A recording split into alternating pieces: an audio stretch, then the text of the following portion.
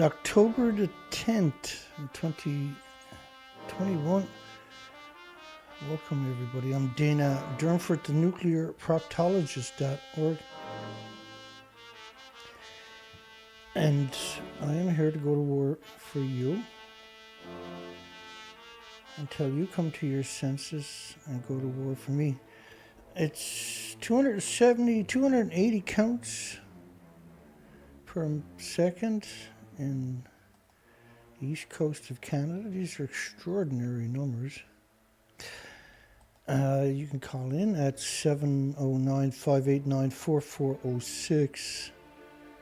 709-589-4406. Hope everybody is doing good. We're going to talk about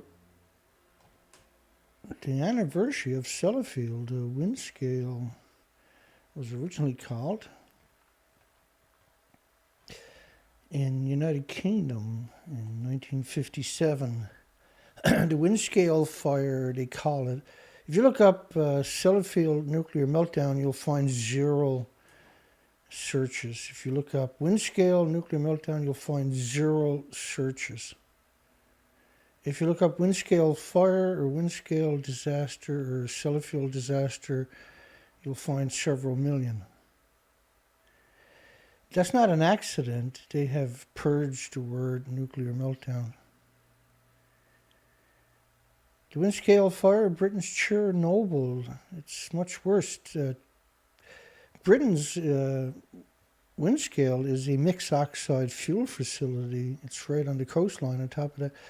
Plutonium from Sellafield, they changed the name to Sellafield from Windscale, and we'll get to that. In all the children's teeth, that's symmetrical throughout all of Britain. So they had a nuclear meltdown in 1957, 64 years ago, on the occurrence of radioactive fallout over Norway as a result of the Windscale, October the 10th, 1957. And they call it an accident. It's a nuclear meltdown. So they had radioactive fallout over Norway. And the pole tonight, and this is on the edge of Sellafield. That's Sellafield you're looking at. Now, what you see in the background is all farms, yeah?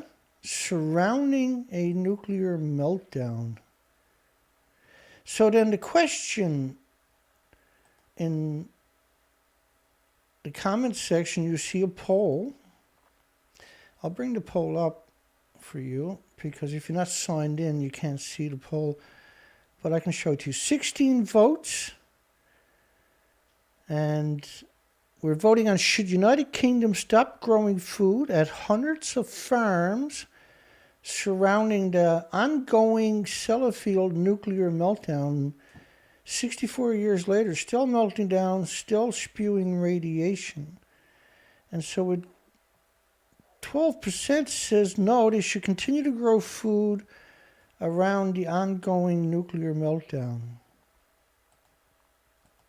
Now, those 12% are the people that work in the nuclear industry. Nobody in their right mind would think that it's acceptable to grow food around a nuclear power plant, let alone nuclear meltdown site. That is a really disturbing picture. And in every direction as far as you can see. Assessments of prospective food chain doses from radioactive discharges from Sellafield, which is a nuclear meltdown. So there's discharges goes in every direction except for the farms. They cover Norway, but they don't cover the farm. Do you believe that?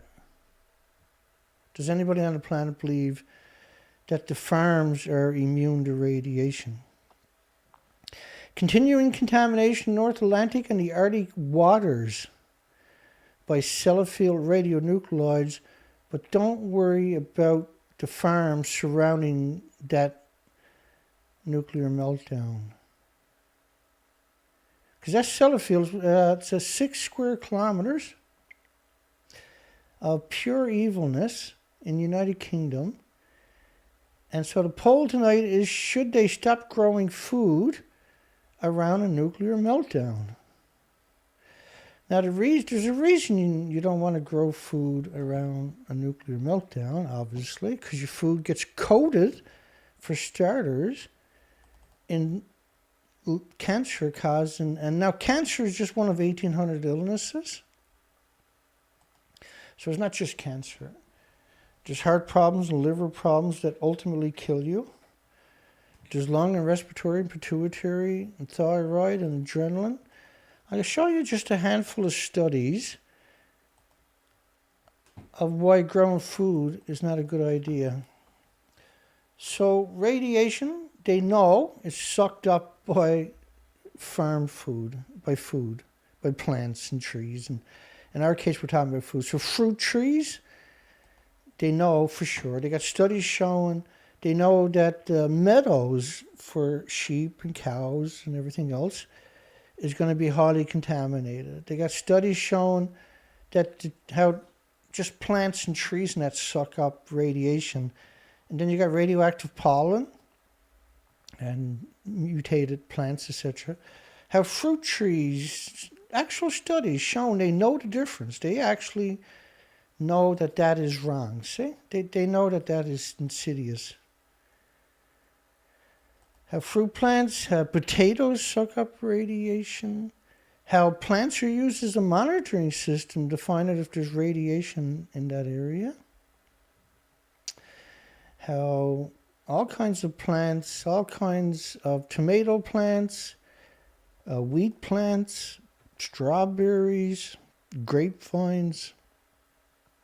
So therefore, they know that farms, obviously, surrounding a nuclear plant, let alone an actual nuclear meltdown, is insane. Is actually insane. That's the definition of insane. You have the studies showing you that it's bad, but you continue to grow food and poison people with it. But I'll show you that they know that these places are hemorrhaging radiation. I'm going to show you the documentation on the 64th anniversary. Continuing contamination of North Atlantic and Arctic waters by Sellafield radionuclides. Discharges of radiation. Technetium-99, by the way, is a nasty isotope. They all are, but technetium is incredibly nasty. From the processing plant at Sellafield have increased significantly since the mid-1990s.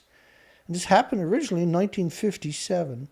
So how could it increase significantly since 1957 all the way up to 1990s?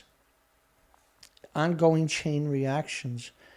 Ongoing criticality, China syndromes, against the overall trend of most other radionuclides. The pulse release of technetium-99, they use it as a study, say, to trick you as if it's somehow irrelevant. This is how a lot of the academic world works. You'll see coming up. Discharges have increased significantly where they're growing food. So the food sucks up the radiation that gets shipped throughout the country and worldwide and ultimately murders people that consume it in increments over time. Man-made iodine 129 and 127 iodine ratio in rainwater in Spain from 2005-2008 as affected by airborne releases. They're also at Sellafield and La Hague is in France. These are reprocessing, what they call reprocessing facilities are illegal in Canada and the United States, is where they take the fuel rods, put it in acid, and reclaim the hot particles because they don't want a repository. They want this stuff is still splitting the atom to continue to split the atom and pollute the biosphere, and ultimately it destroys all the species. This is what we're seeing, a cascade effect now because of Japan's multiple facilities losing incredible inventories over the last 10 years. So Seville, Spain is contaminated, but not the farmlands around the place that's doing it. Now, do you think this is an accident? This is a one-off? Southern Spain was affected by airborne releases from Sellafield and La Hague. So I'm going to show you how lunatic this whole narrative is. And there's a simple way to do it. So that's the new plant they're building called Hinkley Point. So that's not a real plant. That's what it's going to look like when you finish it. That's what they're hoping for, right? We're hoping the opposite. And what did they got built into it? It's in farmland. It's surrounded by farmland. As far as you can see, a future plant just like a current plant is. Do you think that is an accident? It's because, this is important, because 50 becquerels a kilogram of cesium is irreversible heart damage for children and animals and mammals and birds and insects and the ecosystem. So you got Sellafield, but then you got nuclear power plants worldwide. Here's nuclear power plants worldwide. I'm just going to flash through them. They all have one thing in common. They're surrounded, as far as you can see, by farms. These plants are releasing radionuclides constantly into the environment. And do you think this is an accident that all of these nuclear power plants are built in farmlands? Even that's a future plant, another future plant right there, surrounded by farms.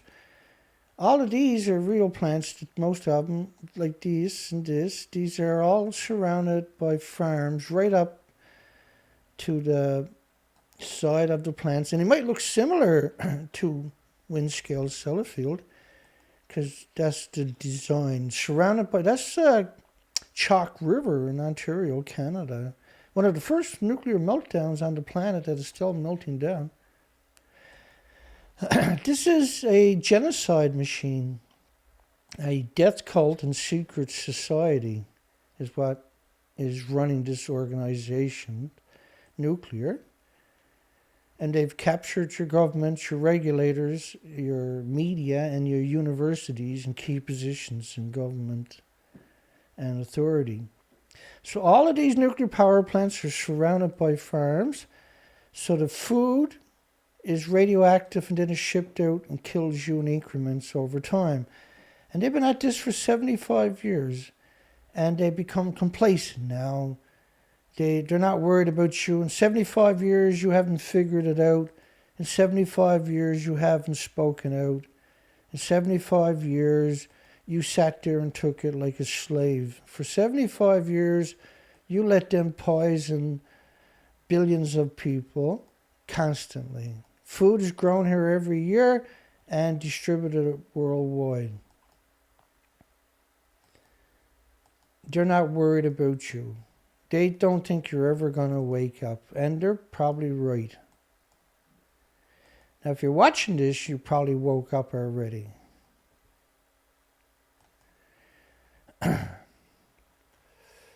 So we'll get back to Sellafield, Windscale, which is right there, surrounded by farms. A nuclear meltdown that's still processing fuel that is splitting the atoms. So there's major releases just from that, but there's major releases because there's an ongoing nuclear meltdown there.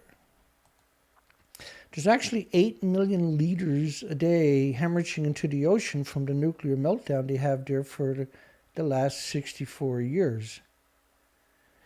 Assessments of routine atmospheric discharges from Sellafield nuclear routine atmospheric discharges where you're surrounded by farmland.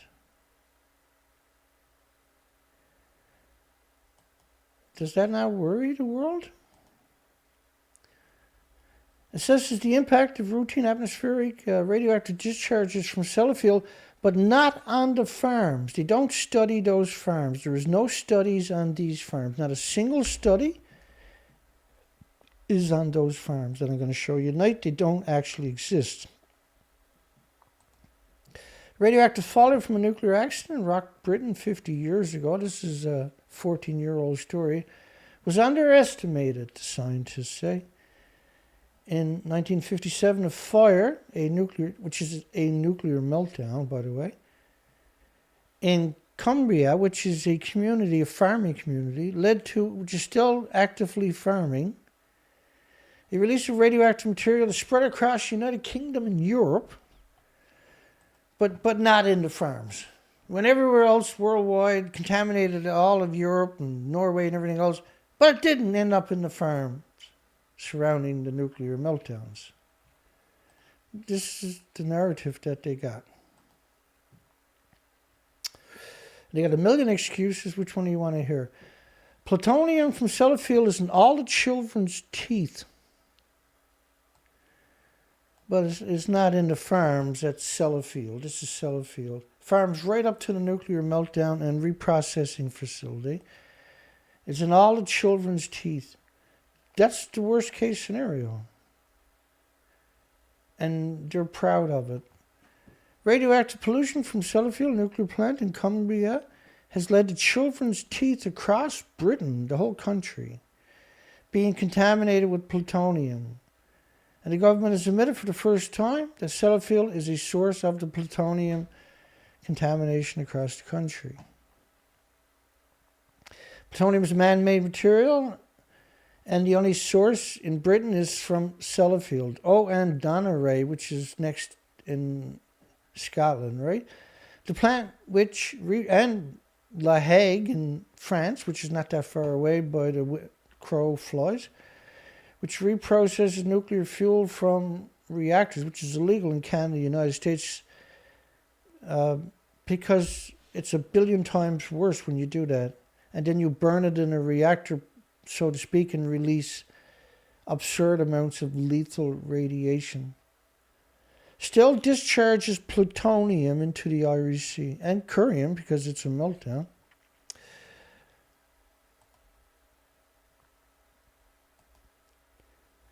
Now, they have also fuel pools, what they call legacy pools.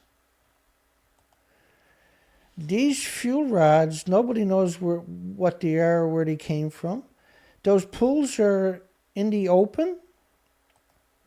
They're hemorrhaging radiation. For 75 years they've been here. Hemorrhaging radiation. They're still splitting the atom.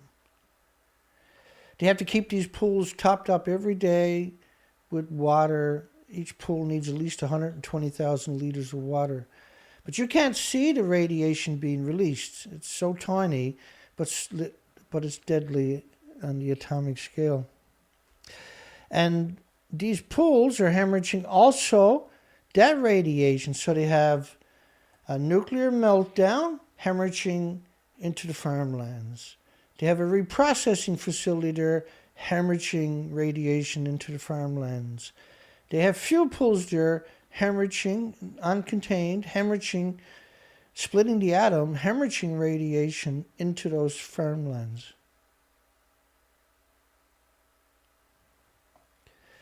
Doesn't seem possible, does it? We actually don't even have a society anymore. We have nuclear. Plutonium mammaration behavior in Cumbria near shore water. It's right by the ocean. It's downhill. Everything runs towards the ocean. But it's surrounded by farmlands. So you got these studies, but none of them are on the farms. None of the studies are on the farms. When radionuclides are discharged into the coastal water, and farms, man is exposed via several pathways: sea spray and seafood, but not farm food. They conveniently left the farms out of that equation. Every study I got is like that, by the way. A sea to land sea spray model. But yeah, we don't care about the farms. We can't do nothing about the farms, Dana, but we can do something about the sea spray. Are you buying into that narrative? The results suggest that radiation remains in these nearshore waters are available for sea-to-land transfer for more than 6 years following their discharge. So if they have a single discharge, it remains in the close environment for 6 years before it finally gets displaced and moves somewhere else and circulates for hundreds of thousands and millions of years. But it could, in those 6 years, get liberated back into the environment, into your communities, but not the farms. Farms got a big shield around it that the nuclear industry keeps the farms safe, but everything else can perish and die. That's sarcasm. The results suggest the radiation contaminates everything but the farms. The Irish Sea. Sellafield discharges 2 million gallons of radioactive water. So, I'll bring it up because you got it on the screen. So 2 million gallons, is 8 million liters. 8 million liters. So you're going to divide it by 1,000 to get tons. So that's 8,000 tons. 8,000 tons every single day. 8,000 tons of radiation into the Atlantic Ocean every day from Sellafield Nuclear Meltdown, the mixed oxide fuel facility. Leading government-backed scientists discovered that plutonium particles concentrated in waves breaking on the shore was being blown over West Colombia as far as 37 miles inland. So 37 miles inland, it went past all the farms and then landed, but it didn't touch the farms, Dana.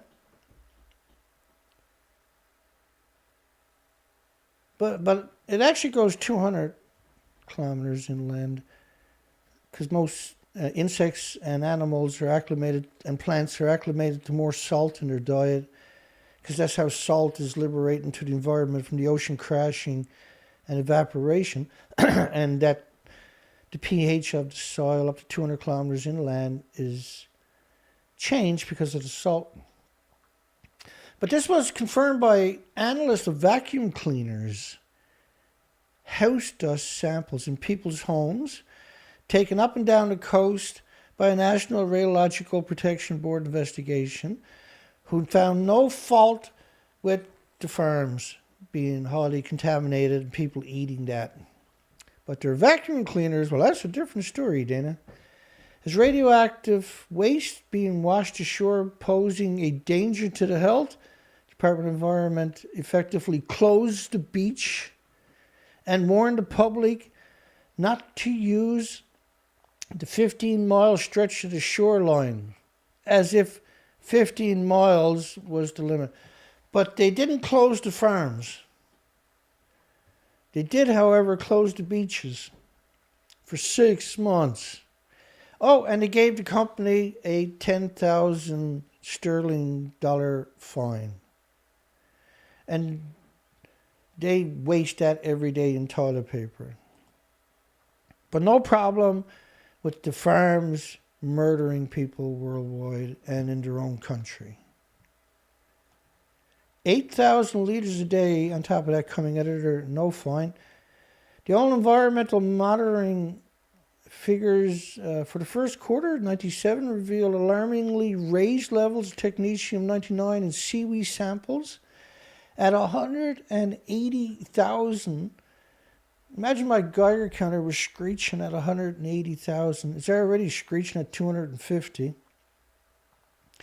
counts per second. But imagine at 180,000. You know what you're supposed to do when your Geiger counter says 180,000? You're supposed to run. So it's not a game. And that compared to 71,000 becquerels sampled in the previous quarter, 800 becquerels in 1992. Technetium in the duck eggs. Lobsters at 210 becquerels a kilogram.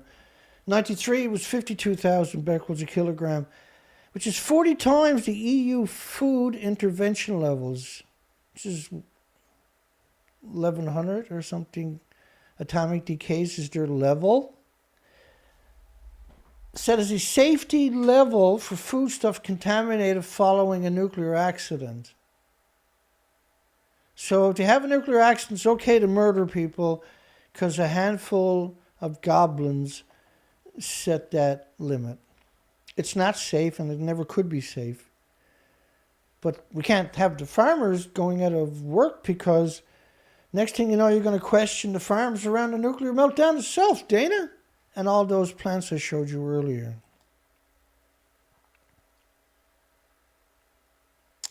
Stillbirth rates around the nuclear meltdown. Sellafield discharges in childhood leukemia. So one of the studies, they blamed the flu for cancer clusters around Sellafield. They didn't blame the nuclear meltdown. So if you look up pictures of Sellafield, you might see this. Sellafield Limited Careers blog launch. That's their picture to the left. So a career site for Sellafield has a picture like that because they don't want to show you a picture like that. They don't want you to see a picture like that because you might think of that. They don't want you to see pictures of all the farms. The Sellafield leukemia cluster, a milestone in the history. So these studies were about blaming everything but Sellafield. Surrounded nuclear meltdown with a reprocessing plant and fuel pools hemorrhaging into the environment also. It's just, it defies any kind of rationale. Leukemia and Sellafield. Gee, they couldn't fit enough. Well, the farms were there first, right? They built the nuclear site in farmland and refused to stop farming even when they had a raging nuclear meltdown going on there.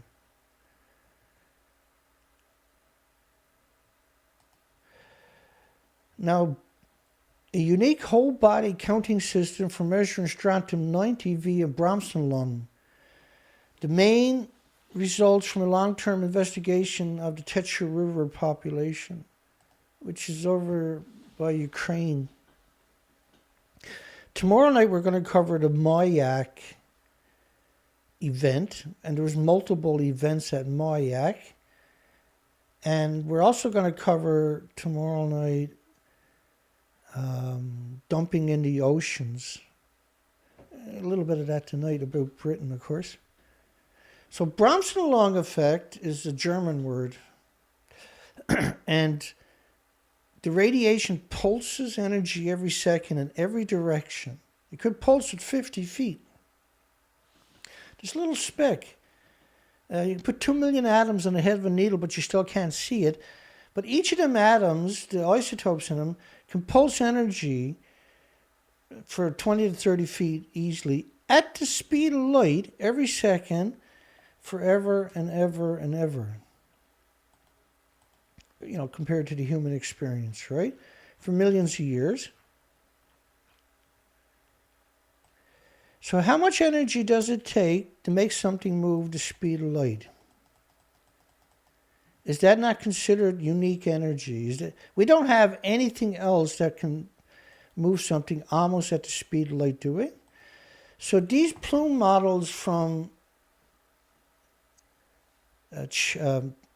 Fukushima nuclear meltdowns covering the whole planet, pulsing energy every second, is the definition of global warming. That is global warming. That's been going on for 75 years. That plume is pulsing energy at the speed of light. But another thing it's doing, these things are hitting each other at the speed of light, these pulses, and they're changing direction. That's known as the bromson lung effect. And what that creates, though, is this extra X-ray effect. So you got gamma, alpha, neutron, beta, and also bromson lungs. When you got a lot of radiation, like my Geiger counter, that's evidence of the bromson lung effect, where these are pulsing at the speed of light, but they hit each other because they're in proximity. That's why you're seeing these high numbers, right? They change direction. That leaves an X-ray effect. And that will sterilize the whole planet in increments over time. It'll sterilize all the insects. They won't have any more babies. It'll sterilize all the birds and all the humans and all the other species. So when you're eating the food, you're doing that bromson lung effect in your body. You can't escape it because this industry has nobody to hold them accountable. They have no incentive not to do what they're doing. There's no, it's not even a crime to poison you with radiation, right? If it was a crime to poison you with radiation, you couldn't have the farms there. Congress lacks the authority, by the way, to make it a crime to poison you with radiation. Otherwise, you couldn't murder you in hospitals with it.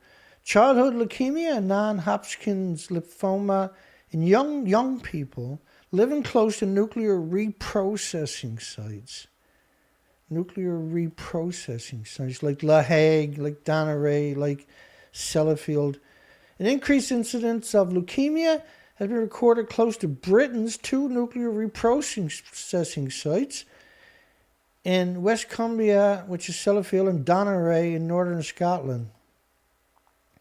They blamed it on population mixing. So the cancer clusters were blamed because of interracial relationships, not on radiation, not on radioactive food. So you can't trust the academics too much because their job is to make sure you don't wake up. Science, trans science, and radiation risk assessment. Child cancers around a nuclear fuel reprocessing plant at Sellafield. The assessments of health risk to the population from radionuclides and environment is a complex and as yet incomplete science. That's the farthest thing from the truth. Radiation is, man-made anthropogenic radiation, is the most studied elements in history. We study that more, by far, by orders of magnitudes, than we have the natural stardust from the solar system. And so the science is not out, the science is locked up.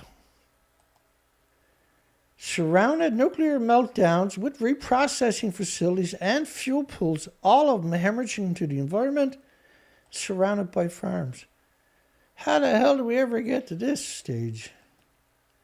How the hell did we ever get this evil?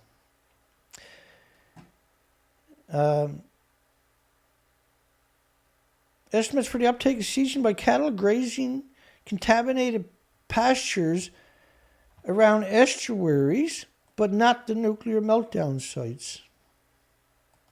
These are the nuclear meltdown sites and reprocessing sites. But far away from these, they're studying the cows being contaminated from radiation liberated from the ocean into the estuaries, but not the actual farmer fields surrounding a nuclear meltdown.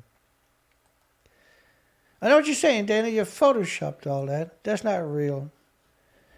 The Windscale Fire, Britain's Chernobyl. Chernobyl, by the way, was brutal. That was brutal. Still ongoing. It's still brutal. Contaminated most of the planet.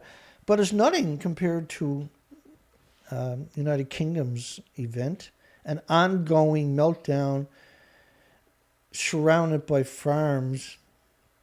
It's absurd. It was covered up for decades, still covered up today.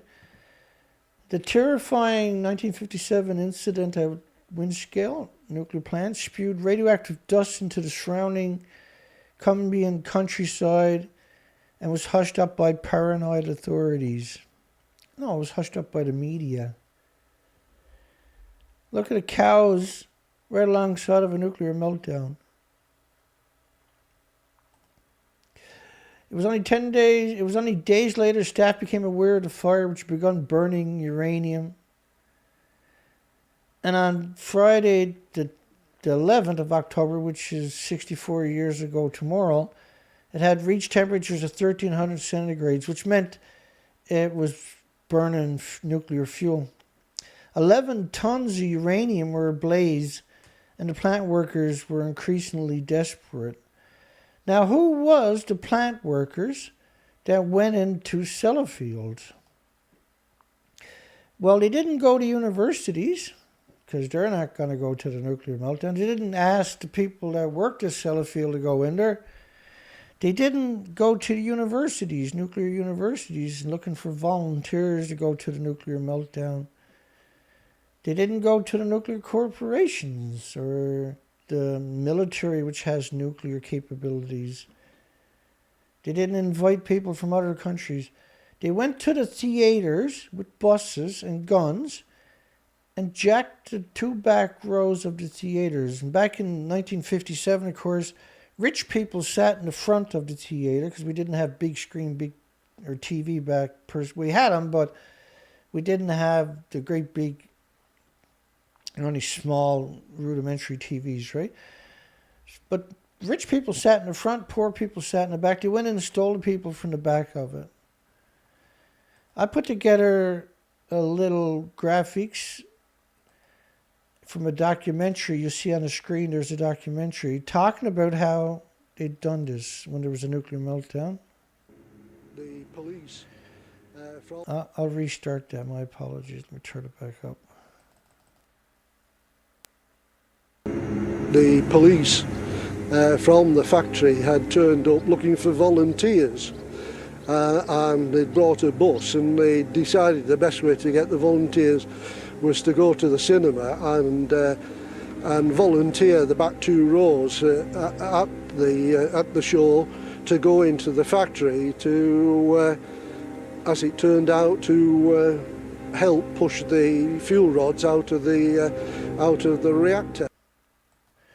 So they stole people from the theaters to go into the nuclear meltdowns and push the rods out of the reactor. That's them there. Not nuclear scientists or nuclear academics or alumni or stuff like that, but now we're running a poll. Should United Kingdom stop growing food at hundreds of farms surrounding the ongoing Sellafield nuclear meltdown? And so that's Sellafield coming up in the background here. So should they stop growing food at the nuclear meltdown? That's the poll today. Should they stop growing food at the nuclear meltdown? If you think they should, and you're watching this later, there's no poll, give me a thumbs up. If you're watching now, you can vote if you got an account. Or you can just subconsciously say no, because that's the right answer is no. Why grow food there and poison people just randomly? Why do something like that? Why do they hate you so much is the question you really should start asking yourself. Why am I asking that question and not everybody on the planet? So they kidnap people from the back rows of theaters to go into the nuclear meltdown and push the fuel rods from the meltdown. They didn't get nuclear experts or nuclear academics or nuclear scientists or nuclear students. They got victims of society. So Iodine-131 and other harmful radioactive particles contaminated farms in the surrounding countryside. Wow, they actually mention the farms in the surrounding countryside that shouldn't exist around any nuclear installation, but all nuclear plants are actually in the nuclear meltdown, or around nuclear power plants are built in farmland on purpose to poison you. Can changes in population mixing and being impoverished in Cumbria, right alongside the ongoing nuclear meltdown, England, explain changes in cancer incidences around a nuclear meltdown? This is absurd. It's an absurd question. And look at all the people that got their name on it and where they're from. So they're trying to blame all the cancer around a nuclear meltdown on population mixing. Oh, and they also try to do children cancer clusters in those communities on the common flu. Children's leukemia clusters on the common flu. It is postulated that the former apparent increased risk was related to unusual, it was theorized. There was a conjecture, an opinion. Area-based measures were calculated. Migration, commuting, impoverished, and population density, but not nuclear radioactive food. A laboratory study of 239, 240 plutonium, 241 americium, and 243 and 244 curium. And curium is only created one way. It's created by a nuclear meltdown. In wrinkles, which are like snails, from the coastline. It's just absurd. But not the farms. And it gets worse. What they say is that, this is crazy, not a crazy part of this study, is that the content, cooking them, would reduce their plutonium, americium, and curium. These are all hot particles, by the way. Activity content by 40 to 50%, resulting in a significant reduction in internal radiological doses for consumers. Instead of don't eat it, they make the bizarre suggestion that cooking it will reduce the content. First off, if you cook it in battery acid at 3,000 degree Fahrenheit temperatures, that's how they reclaim the particles in the first place. Cooking it on your stove is not going to destroy it. Welcome to the lunatic, bizarre world of nuclear. It hates you with a passion. By the way, I went to purchase a gimbal that can handle the big camera and all the equipment. And they're on sale, but it's online. So my credit card was rejected. I got it approved today, but it was rejected yesterday. And when I went to the credit card company and asked them what was going on yesterday, they got back to me today and gave me a 24-hour window where I can order in the gimbal, because they're $600 plus taxes, and they're on sale, so you can save $180.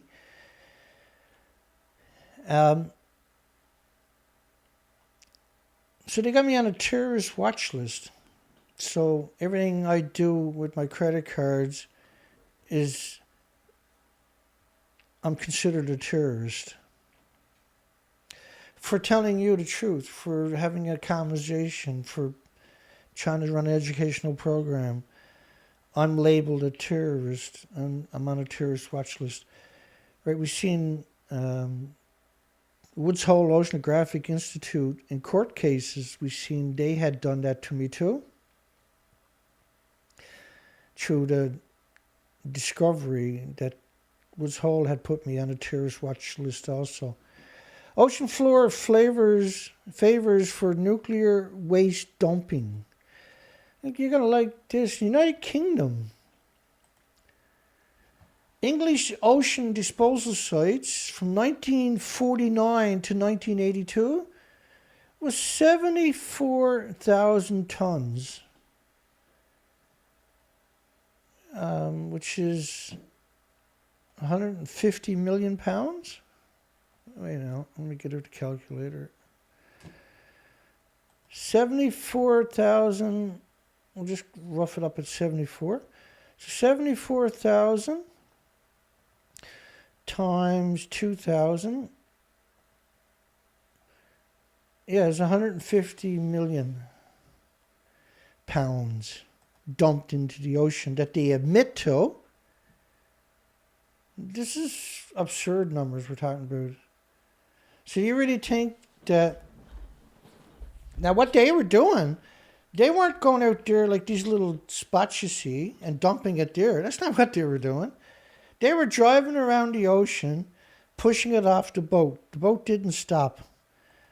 There's tens of thousands and hundreds of thousands of dead spots out there because the nuclear industry in many, many countries, we'll talk about that tomorrow night, was just driving around pushing radiation barrels. I'll show you some documentation. And they done this for 30 years straight, United Kingdom did. Where they just drove around the ocean throwing stuff overboard. Never stopping. They just drive along, throwing it overboard. And so when you see these little dots, that's... all the industry does, it has no incentive not to lie, so all it does is lie. But I mean, that's insidious to do that. Killer hot particle. Sellafield coast like Chernobyl and Fukushima exclusion zone. Again, you see these ponds. They call them ponds. They're outdoors. They're full of fuel that are still splitting the atoms, still producing power to power tens of millions of homes. Because there's many, many, many reactor cores in these pools, right? And they're still splitting the same atoms, except normally it's contained to boil water. Now it's just hemorrhaging into the environment. And all fuel pools worldwide are doing that. But this is insidious. This is absurd. 75 years of fuel pools sitting outdoors hemorrhaging into the environment. So every time they have a major rain event, major storm coming through, those things are going to overflow. It's absurd. And the disposal of contaminated milk in coastal waters. Estimates have been made of the reduction in dissolved oxygen levels in coastal waters from the disposal of contaminated milk caused hypoxia in the oceans around them. Following a radiological accident, two contrasting sites were chosen: the Bristol Channel near Hinkley Point and the coast of Cumbria near Sellafield. The whole story is absurd. So all of these farms, is it acceptable to grow food around a nuclear plant, let alone ongoing nuclear meltdown? You can get your vote in. 30 votes, 93% of the people said they should stop growing food in the United Kingdom at the hundreds of farms that are surrounding the ongoing 64 years nuclear meltdown, with reprocessing facilities active, 8 million liters a day going into the ocean, 8,000 tons, and fuel pools that are still hemorrhaging the environment. The industry does this on purpose. It hates us. It despises us. And each generation hates us more. And the majority of people have no concept that this industry hates them and is trying to murder them. Ionizing radiation, human gender proportions at birth. So male to female ratios is important. And the nuclear industry has changed that worldwide through radioactive fallout, nuclear bomb testing, nuclear accidents, and regular and incidental emissions of nuclear facilities enhance. You know what the word enhance means? Makes better. Environmental radioactivity enhances. What a disgusting word.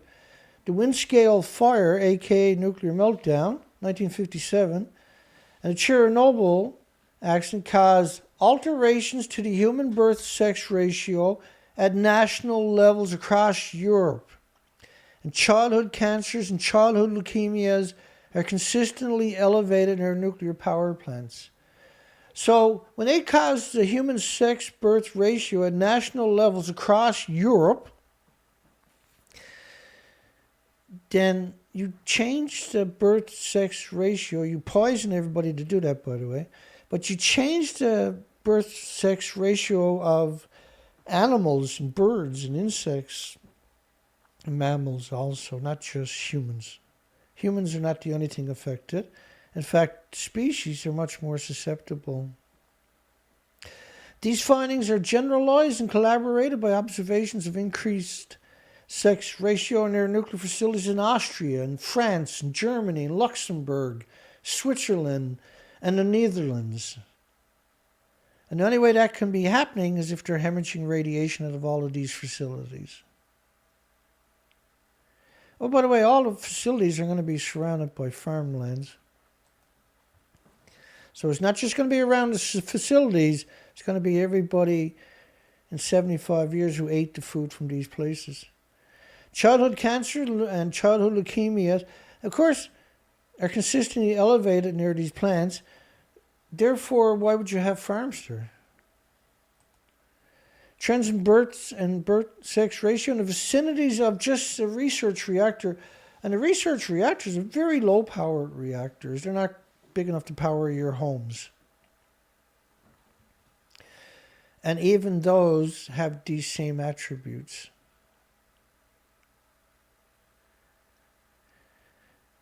Well, like you say, if you don't know it exists or you don't know it's broken, you can't fix it. It's only when you have a conversation that you can say, wait a second, we can't keep doing this. Right? But if you don't have that conversation, which is tonight, we're not having that conversation. We got 32 people, according to the lobbyists at YouTube. We got 32 people on our show. But at least we're trying to have the conversation, right? The human sex ratio, sex odds at birth, are influenced by many factors. Radiation is the only stressor known to elevate the ratio while dropping total births. Stop reproduction through sterilization. And man-made radiation may have significant effects on the total births. And so you get more males to females, which means less population, right? Radiation spread across the Lake District for weeks. Well, it can't spread across anywhere without contaminating everything, and it's not just going to be the Lake Districts. It's going to go worldwide because that's how radiation works. A 1997 Ministry of Health report stated that incidences of leukemia of children living on the English and Irish coast near Sellafield exceeded the national average by 10 times. And one child in 60 in C-scale, the village nearest to the plant, will die of leukemia. But there's heart problems and liver problems and lung problems, respiratory and pituitary and thyroid and adrenaline and Alzheimer's, dementia and autism, diabetes and Down syndrome and schizophrenia. There's 1,800 illnesses and diseases, autoimmune deficiencies and injuries. Illnesses will manifest before cancer, and leukemia is just one of the many, many cancers. And DCA is an actual cure, and so they banned it in Canada about 5 years ago with no debate. Nuclear safety and regulations. There's nothing more important in a nuclear engineering, nuclear power generation than safety, which explains why you're surrounded by farms and you have fuel pools sitting outdoors you don't even know what's in it from 75 years. Ministers admit nuclear waste was dumped in the sea. UK government also secretly planned to scuttle 22 nuclear submarines off the coast of Scotland. Not try to decommission it, just scuttle it and sink it.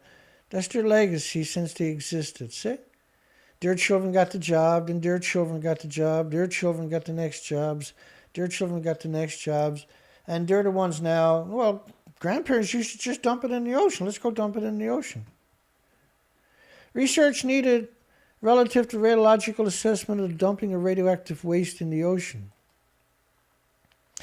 What you're seeing is their attempt to make you think that that is all they done. They just drove, I'll show you tomorrow night, but all they done was just drove around the ocean, never stopping, just throwing it off the side of the boat. There's dead zones everywhere. And anything that didn't sink, and lots of it wouldn't sink right away, they just shot it over and over and over till it sank, which meant it was hemorrhaging into the environment. Like if you put a barrel in the ocean, it rusts within 12 months, even a brand new one. The whole legacy, and I just threw this in there to remind you. So the Marshall Islands, if you look up that study there, in the Marshall Islands, 1946 to 1958, radioactive fallout, contamination, land and ocean was over 1 million square kilometers. 1 million square kilometers. And they knew exactly what they were doing. They hate us, right? They despise all life. It's not just me and you, but it's all life. Particularly anything precious, anything that humans covet, they absolutely despise it. Sellafield nuclear plant dangerously undermanned. Plutonium uranium has been stored in plastic bottles, they warned. If there's a fire there, it could generate a plume of radiological waste will go across Western Europe. It's always hemorrhaging out because it's an ongoing nuclear meltdown.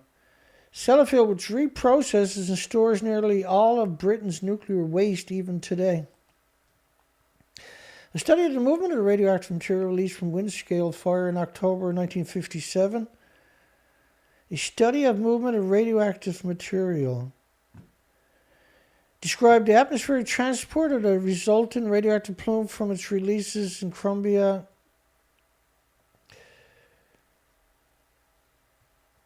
Now,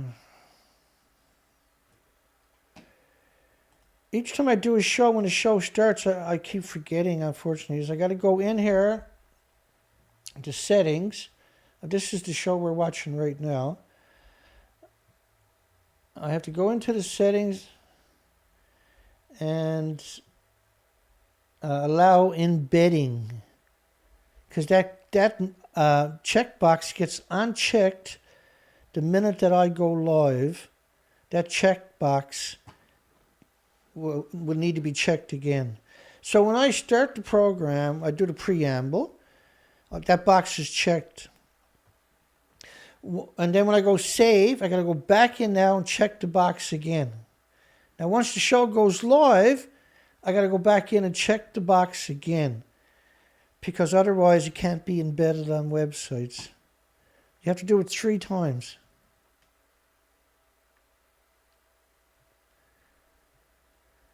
So the radiation plume, first off, there's no such thing. Like, they want you to think of the way they frame these narratives as of a plume that's moving a lot. It's a continuous release. It's a continuous release that covers the entire biosphere, right? So the plume doesn't cover the farms, it covers everything else. No studies on those farms. Can change in population mixing and social economic, we already covered that study. It's postulated that the increased risk was related to unusual population mixing Not the cancer wasn't caused by the nuclear meltdowns or nuclear releases.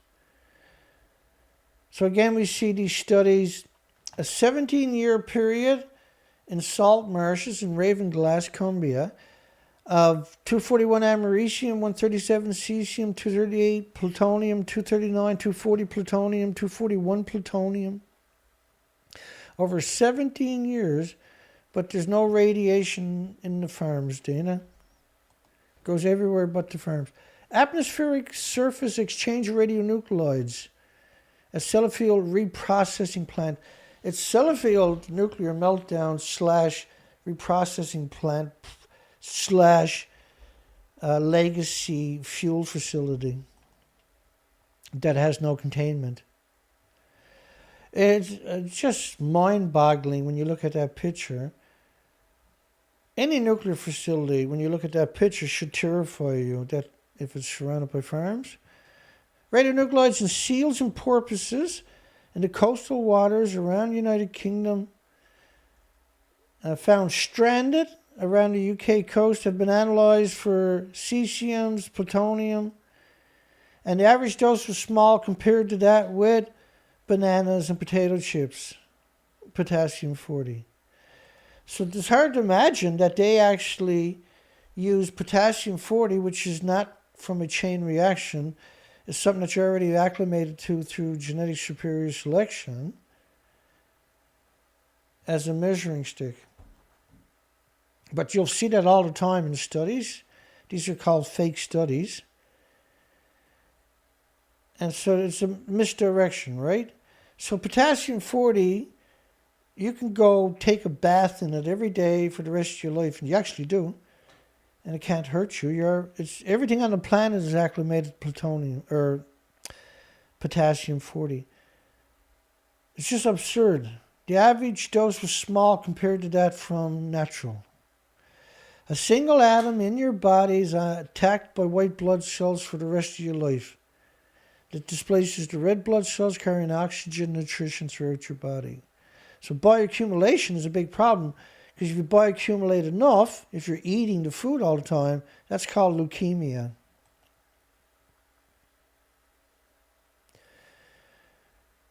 No studies on the farms surrounding nuclear meltdown for 64 years. People's health risk from radioactive contamination is salt marshes, but not the farms. Potential health risk from radioactive contamination in southwest England, but not the farms. So the salt marshes, at 600 becquerels a kilogram, below the surface of the upper marsh at a depth of 5 to 20 centimeters, but nothing in the food grown in hundreds of farms around the site. A model for bioaccumulation of 99 technetium in lobsters from West Cumbria coastline. So what you're seeing already was an endless amount of studies quantifying that whole area is radioactive from releases from Sellafield. Not maybe. I got endless studies showing you. But the farms are not. Everything else is, but not the farms, Dana. Is what I can show you, right? It's absurd. And it's exacerbated, bioaccumulated by remobilization of radionuclides resulting from salt marsh erosions. Potential radioactive exposures to humans from the highly active radionuclides come mainly from direct exposure and resuspension of dust inhalation from different salt marsh users, which may be exacerbated by the remobilization of radionuclides resulting from salt marsh erosions, but refuses to acknowledge that the farms got to get contaminated for it to make it to the salt marshes. Because you can't do a study on the farms. It's game over for the nuclear if you do that. You can't get funding to do it, is what I'm saying, right? You can get funding to do the coastlines, but you're supposed to downplay it, otherwise you don't get no more funding. HSE investigation leukemia and other cancers in the children of male workers at Sellafield. In fact, I got a study coming up of retired nuclear workers got cancer, and they're blaming it on smoking, not from working at the nuclear plant your whole life. An occurrence of radioactive fallout over Norway as a result of Windscale. It didn't hurt the farms. It went to Norway, Dana. Oh, okay. On the occurrence of radioactive fallout over Norway, the cloud of contamination passed to the southeast of England before traveling northward on the 14th of October as a result of weather fronts in Europe. Monitoring the radioactive fallout in Norway at the time was conducted by the Norwegian Scum Degenerate Defence Research Establishment using a network of air and precipitation monitoring stations. First off, it was ongoing nuclear plumes. It was a continuous plume. It wasn't just a plume floating around like an iceberg, you know. It was a continuous plume covering the entire coast, northern hemisphere from Sellafield. You can't find it in Norway without finding it everywhere else. You can't just go out on the ocean, go down the coast and come into Norway, right? It has to cover everything to get there. Perpetual lies. That's what you get from the nuclear industry.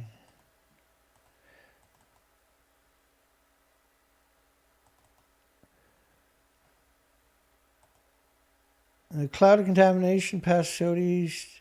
This article presents results from these monitoring activities, which were originally contained in laboratory journals and a series of internal reports, classified during the 50s and the 60s. Recent years have seen the incremental declassification of reports, and as the 50th anniversary of the accident approaches, results indicate that the radioactivity from Windscale was first detected at Bergen and Sola in the southwest of Norway, and a little later at Vars. Significant amounts of radioactivity being deposited at these locations during the second and third week of that month. Here's an old study. It must be accepted that what goes on inside certain establishments may be secret, but when the efflua from them scatters injurious substances over the surrounding countryside, any consequence risks to human health are of serious public concern, especially those people who live in a district and to the public health authorities whose duty it is to protect them. And the UK talk about the Atomic Energy Authority have taken upon themselves of overrunning power to monitor and hide their own malfeasance. Because you can't get a job at the nuclear atomic industry unless you've got a legacy of being a monster. The rising concentrations of radioactive iodine in local cows caused the Ministry of Agricultural Fisheries to stop its sales, and soon the area of the milk band extended 200 square miles downwind of Sellafield, and some of the affected milk had already been distributed. So 200 square miles south of the facility, but not all the farmland. Once it's contaminated, it's permanent, see? So what they're saying is that the farmlands have never, ever, ever in history got contaminated. Sellafield's nuclear pollution of the Irish Sea took decades to achieve. No, it didn't. The plume covered it in just a week or two. But it didn't stop, right? Sellafield is pumping 8 million litres, 8,000 tons, of radioactive discharges into the Irish Sea every day. And it's been doing it for decades, for 64 years now. And the nuclear fuel company at Sellafield must know that the Irish Sea so dilutes the pollution they daily discharge into the international waters, that dose limits are never reached, and that you'll probably get more radiation during a flight to New York. So anybody says that,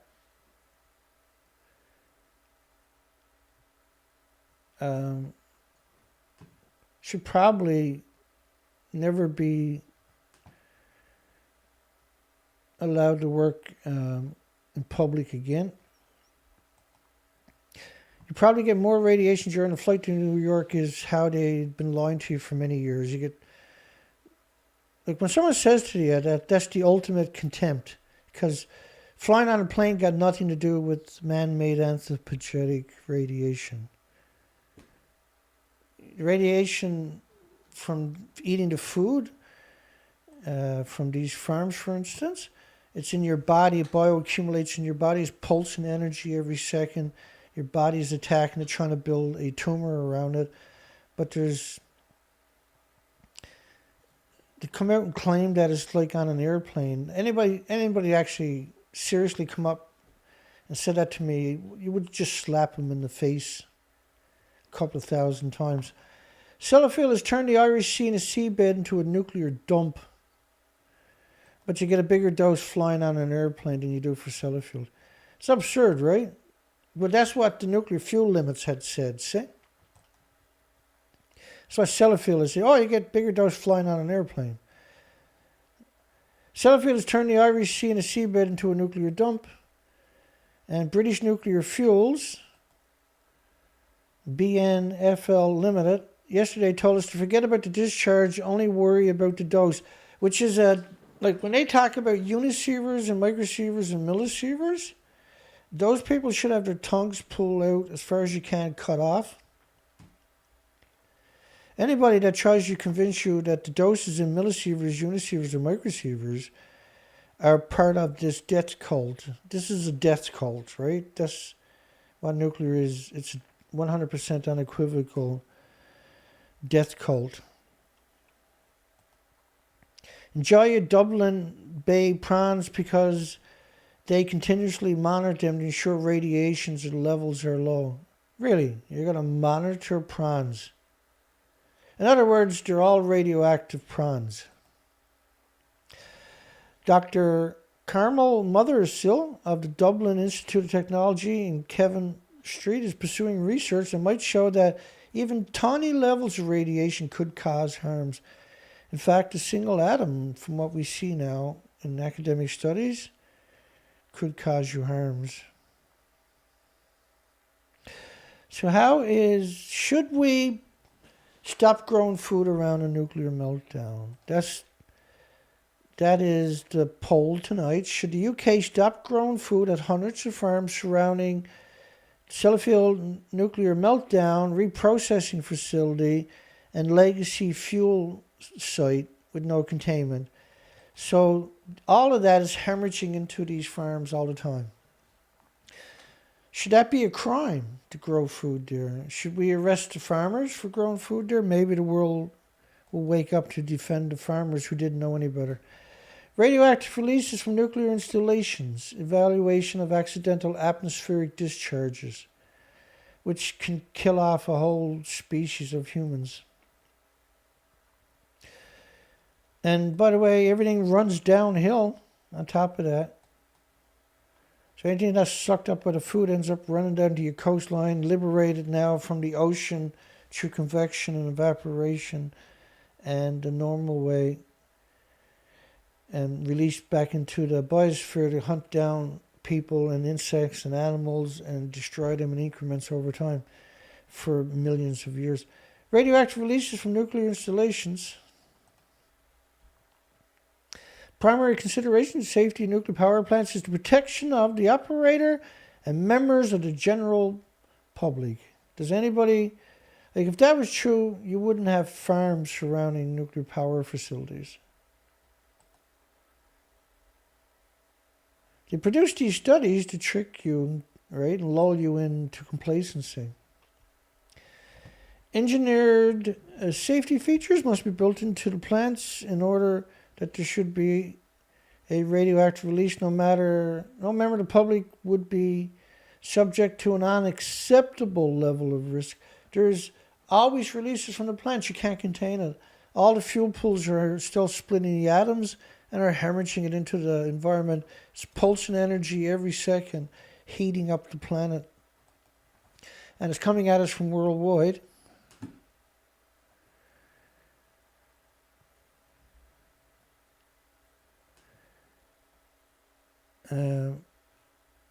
Endless perpetual lies is all we get from this despicable.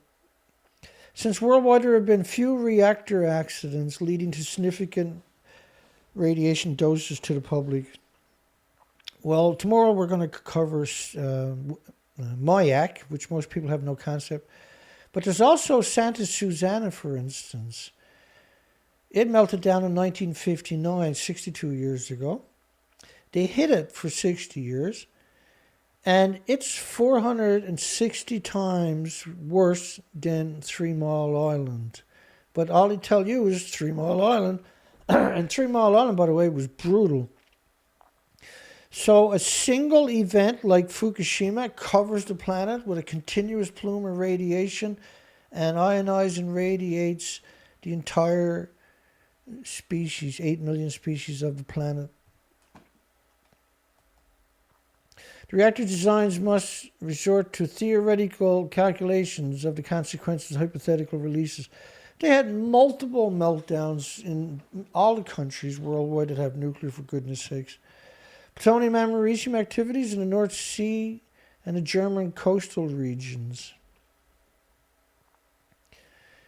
From La Hague in northern France and Windscale in the northwest of England and Donerae in northern Scotland, artificial radionuclides are discharged into the North Sea from 3 nuclear fuel reprocessing facilities.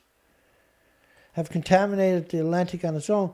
But Sellafield has 8,000 liters, 8,000 tons a day poured into the ocean. Results from the Pentland Firth in the north of Scotland, the English Channel, of plutonium, results from a study. And seawater 5 to 15 times higher than the North Atlantic fallout levels.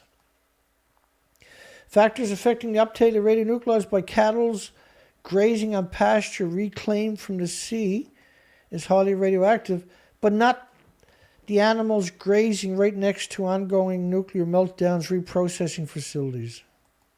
Try wrapping your mind around that. Airborne radioactivity on the Scottish Solway coast. Again, it's disturbing to see these farms. It's absolutely unbelievable to see those farms. Airborne radioactivity on the Scottish Solway coast. Don't worry, just get your food from anywhere in the United Kingdom. It's going to be radioactive because of these facilities. The Ministry of Agricultural, Fisheries, Food, and Fisheries Research, J.A. Heatherton, says airborne concentrations. There is no such thing as an airborne concentration of plutonium-40 from a nuclear site. Nuclear sites don't produce plutonium-40. Plutonium isotopic ratios indicate the presence of radioactivity in marine origins attributable to low-level waste. Plutonium is not a low-level waste. Plutonium is a hot particle. Burns a hole through your lung, sequesters in your bone, starts mutating your stem cells. And they call it attributable to low-level waste disposal fuel reprocessing plant at Sellafield. And calculations of dose resulting from inhalation shows the risk to members of the public are negligible. But the single atom of plutonium is not negligible. It's a disease factory. Radiological assessments of Ribble estuary, redistributions of radionuclides, reliberation, redistribution. In the UK, it's contaminated by the radionuclides derived from the British Nuclear Fuel Limited, Sellafield and Springfield. Springfield being Homer Simpson, by the way. You don't think they use these names in those cartoons for something to do you? They use it to, like Spider-Man and the Hulk, to make your loved ones complacent.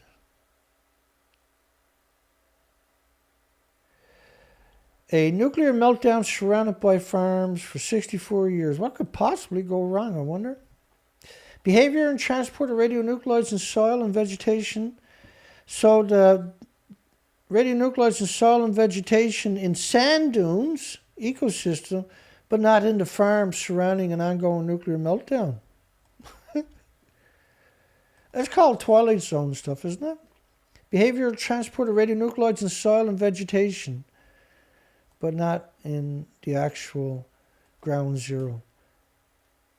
So 134, 137 cesiums, many plutoniums, americium, and 241 americium but decays to 241 plutonium in soil and 2 species of vegetables. Core sample shows evidence accumulation of radionuclides derived mainly from sea to land transfer, but none directly into the farms. It's amazing. It just doesn't even seem possible I can have that many studies and not have one that shows the farms are bioaccumulating the radionuclides. Transfer of environmental plutonium americium, which is just 2 of 1,200 radionuclides, by the way, if you find, because we can find them, see? And therefore you do a mathematical equation to extrapolate the other isotopes. So if you find iodine 131, my oh my, we did, right? 20 million atoms per liter of rainwater after Fukushima in the northern hemisphere. Sustained for months. There was 10 times more iodine 132, 30 times more iodine 133, 31 times more iodine 129. In that same sample, we know that because that's the ratio they're produced in 131. And the 132, 133 are 9 times more effective at ionizing and radiating your thyroid glands than the 131, which is extremely effective. But it does that to insects and animals and mammals and birds too, right? It's not just humans. But they don't bother telling you about that. They don't bother acknowledging stuff like that exists, because then you start getting educated and start postulating on your own. That's the one thing that they can't survive sunlight shining on them. Transfer of environmental plutonium americium across the human gut and 1,200 other radionuclides. Chromosome aberration frequencies in retired radiation workers. Be associated with smoking-induced DNA damage. So retired radiation workers never got sick from the radiation or eating the food. No, they got sick from smoking, Dana.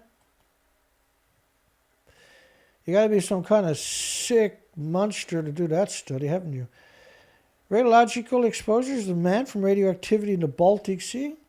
Right, you can see all the people participating in these studies. And this study is interesting because you can see Denmark, Sweden, Poland, Netherlands, Finland, Germany, Estonia, Lithuania, Russia, Latvia. So they got academics from all these countries. There's only one reason you would do that, typically, is so they can all come out and say, no harm, no foul. The sources of radioactivities that have been evaluated are atmospheric nuclear weapons fallout from Chernobyl in 1986, discharges for radionuclides from Sellafield and La Hague transported into the Baltic Sea, and discharges a radionuclide from nuclear installations located in the Baltic Sea area. And dose rates for man-made anthropogenic radioactivity in individual members of the public. The critical groups have been calculated based on annual intake of seafood and beach occupancy time. So if you're hanging on the beach, you're breathing in man-made radiation because it's liberated from the ocean. Beach occupancy time is factored in. Dose rates and doses from natural, harmless, stupid, everyday, irrelevant activity dominated except for the year 1986, when dose rates to individuals from Chernobyl and some regions approached those from natural radioactivity. So you had all those people from different countries produced a study saying that you get a bigger dose from natural than you do from man-made. That's one of the biggest deceptions out there, is that particular facet of lies. because this is a culture, a death cult, a secret society, and they repeat the same lies all over the place in all kinds of different formats. And that's a blatant example of it, where you have these academics from all these institutions telling you got a bigger dose from natural stuff. I despise these people. I literally despise them. I have an absurd amount of contempt for these despicable cowards, these creatures, for doing that. Radionuclides transferred in vertebrate small mammals in the coastal sand dunes ecosystem, but no studies on the farms surrounding an ongoing nuclear meltdown with a reprocessing facility and a legacy fuel pools with no contaminants hemorrhaging into the direct environment constantly.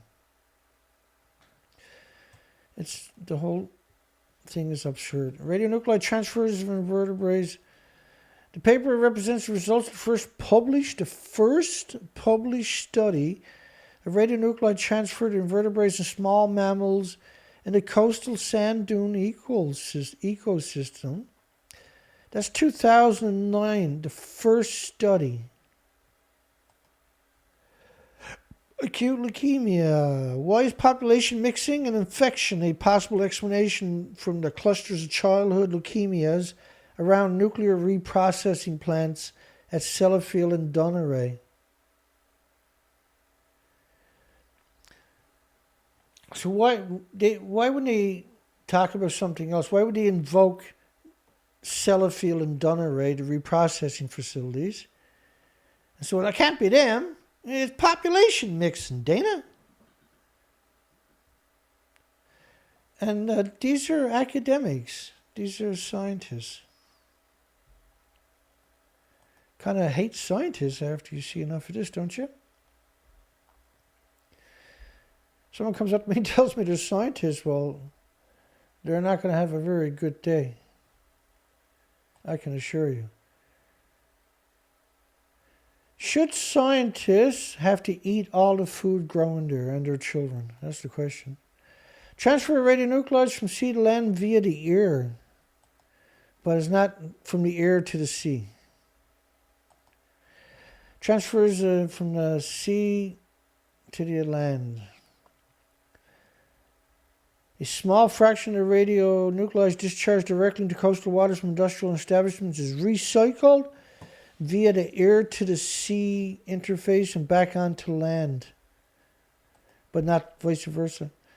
Sea to land transfer has been observed and reported near the British nuclear fuels, Sellafield in Cumbria, India, the Donerae Nuclear Power Development Establishment, Caithness, Scotland, and the reprocessing works at Cap de la Hague and Normandy, France. Normandy. Nuclear wasteland, Normandy. In Cumbria, where the effect has been most fully investigated, plutonium, americium, radionuclides, radiocesium discharges to the Irish Sea from Sellafield have been observed many kilometers inland. But so what they're trying to say is that only going into the ocean is not released into the air, and they're saying it over and over and over and over. When it's a nuclear meltdown, it's absurd to suggest that any nuclear facility is not hemorrhaging into the environment. But see, when you look at the pictures of the farms surrounding an ongoing nuclear meltdown, the reprocessing facility that hemorrhages radiation, heavy, brutal doses of radiation. Plutonium from Europe reprocessing operations, behavior in the marine environment. Controlled releases low-level liquid wastes from Europe's nuclear fuel reprocessing operations have resulted in a significant addition to the total inventory of plutonium in the sea of the Northern Hemisphere. So you can't call it low level when you increase the entire Northern Hemisphere with radiation. The principal sites have been Sellafield Windscale site in the United Kingdom discharging into the Irish Sea. Now when they talk about terabecquerels, which is it's an acronym for copious amounts of radiation. But the numbers they're talking about are just, they're absurd numbers, by the way, but they're nowhere near the real numbers. They're incredibly low compared to the actual real numbers. That might be like every year or every month, but it's not its legacy. So 590 terabecquerels is only 15,000 curies. And so a gram of cesium would have 88 curies. So then you're only talking about a few pounds, right? 590 terabecquerels ultimately works out to a few pounds. So we got cesium's 88 curies per gram. So a curie is basically 78 billion atoms. 78 billion atoms times 74. That's a curie. And then multiply that by 88 to get the radioactive atoms per gram. Strontium-90 has 140 curies per gram. 140 curies per gram. So let's do the math for badness. So you got 15,000, so 16,000. So let's do that. 16,000.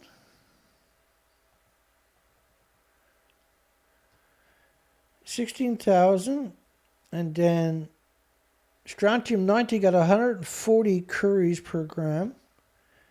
So divide 16,000 by 140. Then now we got grams of releases. Oh, I smurfed that up today. Let me do that again. So 16,000 curies divided by 140 equals 114 grams. So divide that by 29 to get the ounces. Is 3.9 ounces. It's 3.9 ounces. Is what they're saying the total inventory that came out of Sellafield is 3 ounces.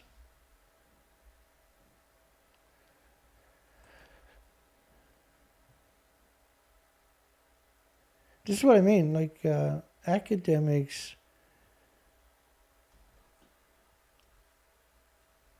as far as I'm, just my personal opinion, are some bizarre creatures. There's something else. They make the devil look like an angel. So the effects of cesium are about 10 million times more radioactive than potassium-40, for instance. But potassium-40, if you take 10 million times more potassium than is in a gram of cesium, you still can't make a dirty bomb from it. You can't make a dirty bomb or radiation or nuclear power or anything from potassium, because potassium don't have those attributes. So you can't really have it in the same equation. Perpetual liars is all we see. The legacy of Sellafield plutonium has been discharged from the Sellafield Windscale since 1952. And total decay, correct cumulative discharge plutonium up to 1995 was 217 terabecquerels. So they're saying like an ounce, which most resides in the subtidal sediments within the Irish Sea, not in the farmlands that they're surrounded by. So the academic community hates us. Political factors, 1971, 1977, the growth of controversy. From fallout isotopes from nuclear weapons testing and those from introduced deliberately into the sea from industrial installations and nuclear-powered ships. Nuclear-powered ships. What a strange statement that is. I'm saying that because it's very rare for them to acknowledge that nuclear-powered ships were releasing radiation into the environment. It's extreme. Tomorrow night I'll show you in-depth look at all of the ocean dumpings, and also Mayak. Anniversary was the 29th of September, and so we need to do a show tomorrow night on Mayak. Fallout radioisotopes were first generated in 1945, and there was initially a steady increase in the number of nuclear weapons detonated per year. The introductions of radioisotopes to the Sea of Northwest Europe from industrial installations began in 1952, with discharges from Windscales into the Irish Sea. At that time, Windscale Works nuclear fuel reprocessing plant was operated by United Kingdom's Atomic Energy Authority, but from April 1971 was controlled by the British Newell Fuels Limited. Real monsters, actually. And distribution of cesium, which is how the United Kingdom pronounces it. 137 British coastal waters. But not into the farms. Eat up, kiddies. It only kills you when you're not looking. Distribution of cesium-137. Safe discharge. Safe discharge. So what's the point of having all these academics when they take it upon themselves and the journals themselves to just employ propaganda?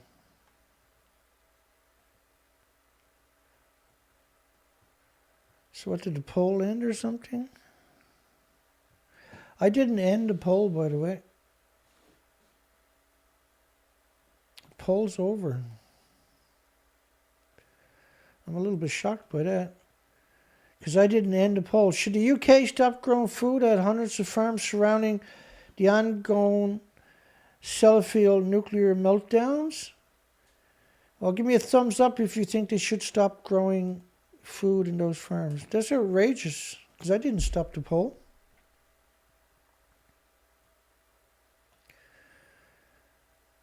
Wow. That shocks me. So the lobbyists at YouTube just stopped the poll, I guess. The safe discharge of waste into the sea depends on achieving adequate dilution of the influence, radioactive material. Otherwise, ensure biological reserves may be damaged.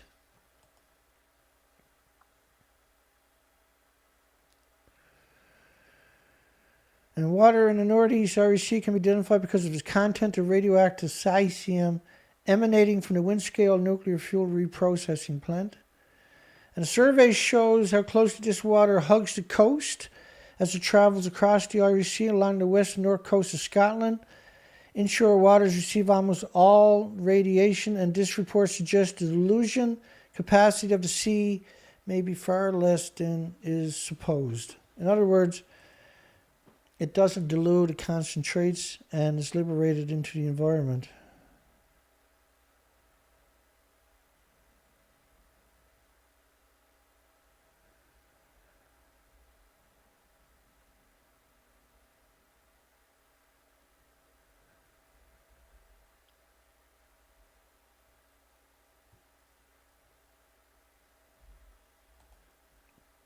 So the poll today was, should they close down? The poll is now closed, not by me, but by YouTube. I've never seen a poll do that before. A little shocked. Nothing shocks me anymore.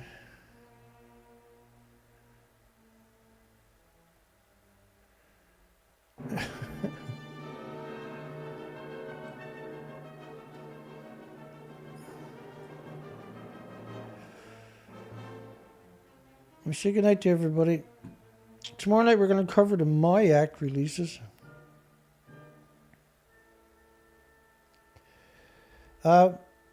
James Lucid donated $120 also, and that's a big deal, right?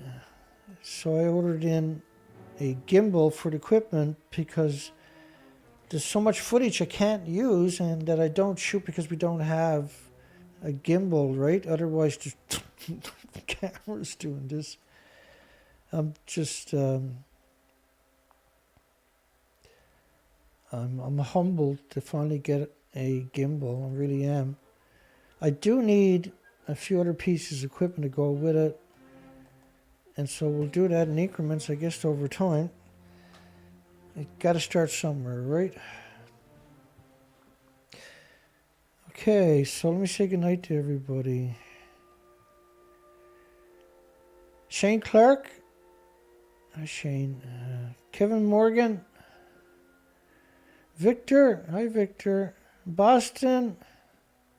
Thinker.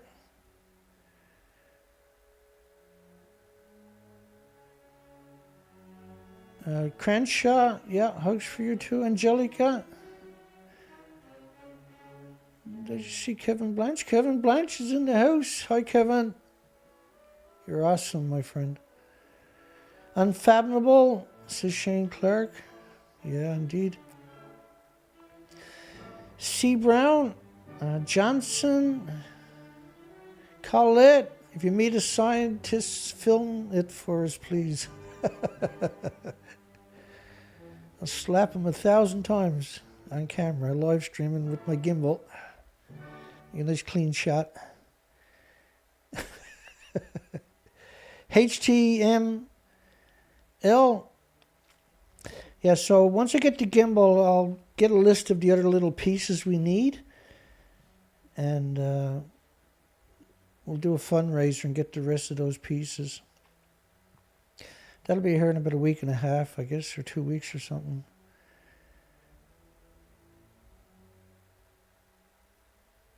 Good night, everybody. Strontium Milks. Hey, bud. Hope you're doing well. Dana Nasana. I was worried about you. Never seen you last week. I'm glad to see you doing okay.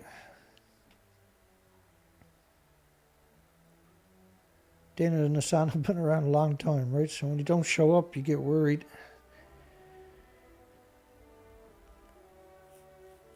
I'm just going up through the names quickly to say goodnight to those that are here.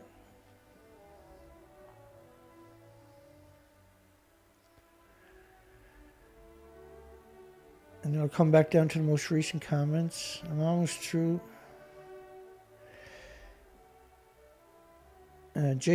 Jason Morrison. Hi, Jason. Zipping almost through all the comments here. I always seem to miss one or two people. It's just, I don't know why. I think it's because I got so many things going on here. And the end of the shows are hard for me because I'm trying to remember Andrew B. CFINSTR. Because I got so many things I cover in the show, right? It takes so long to do these shows. And when they're over, you're just like, what did I forget? What did I miss? Was there something I was supposed to say? And Port Angeles. Good night, everybody. Anna C3. I'm just going to rush up through the earlier comments. Come back down. James Lucid. Again, thank you, James. That was a big deal. Warren. Hi, Warren.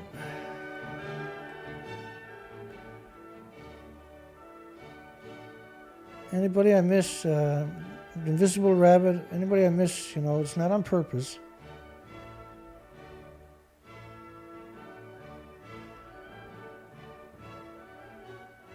We had lots of people here tonight. Wow, that's awesome. Okay. Let's come down to the most, John A.K.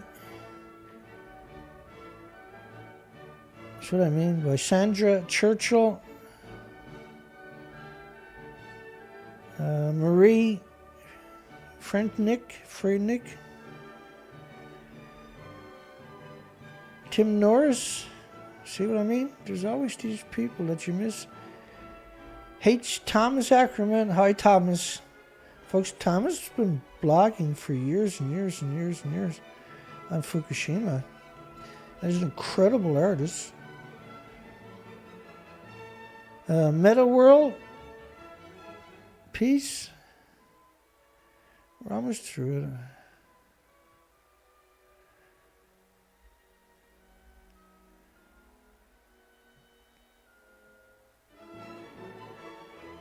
Yeah, good night, everybody. God bless everybody. Hugs for everybody. Have a great night, great day tomorrow. Tomorrow night we're going to do the Mayak nuclear meltdown. That was really something, right? They had all kinds of other events at that facility. And we're also going to cover the dumping in the oceans of submarines, scuttled submarines with nuclear reactors, ships with nuclear reactors. There's just so much. It's absurd, pathetic industry. It's a hateful, despicable industry is the only way you can describe the nuclear industry. And somebody has to do it, right? And so that's why we exist. Don't forget to give us a thumbs up if you can. And there are links below the video in the very bottom of the description. You can donate. Hi, James Olhan and Kevin Morgan, Colette, Meadow World.